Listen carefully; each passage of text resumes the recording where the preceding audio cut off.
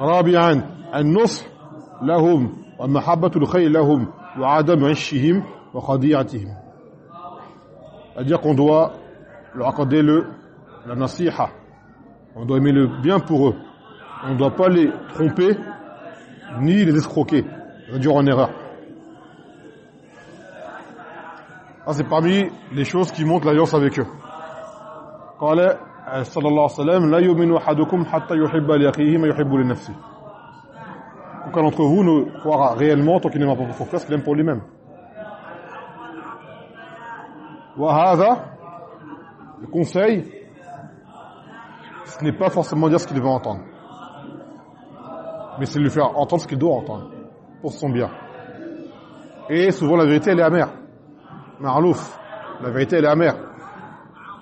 Mais son amertume finira par partir et elle laissera un goût agréable pour la personne par la suite, s'il reconnaît qu'il s'améliore. وكذلك محبة الخير لهم, on aime le bien pour eux. Le khayr, c'est ce que Allah Azza wa Jalla a défini, comme on l'a dit, et non pas les attentes des gens forcément.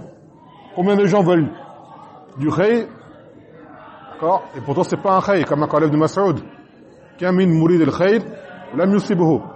Combien de gens veulent le bien, ils n'atteignent pas. Pourquoi? Parce qu'ils veulent un bien.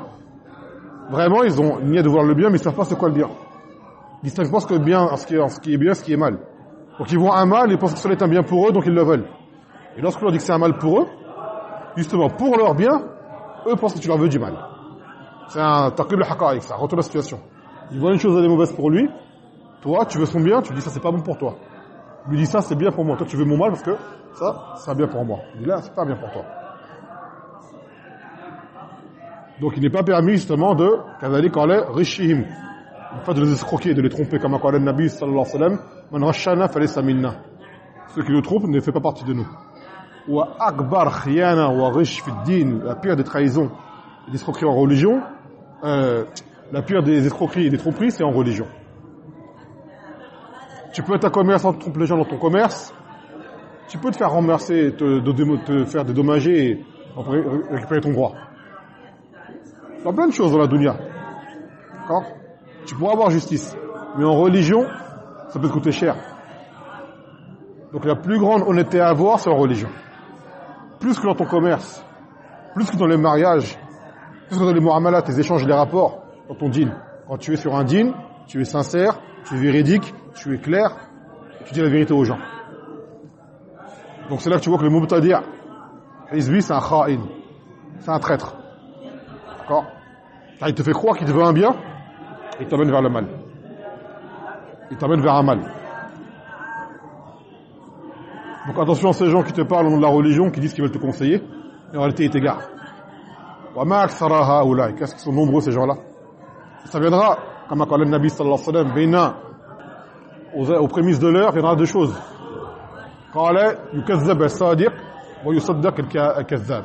va croire, on va démentir le véridique, et on va quoi? On va croire le menteur. Il ma'ana qu'on fera plus confiance à celui qui est honnête, on doutera de lui, on fera confiance à celui qui est malhonnête. Et le rouabida paraîtra. Le rouabida, c'est le sot qui part dans les choses qui concernent les gens de la masse.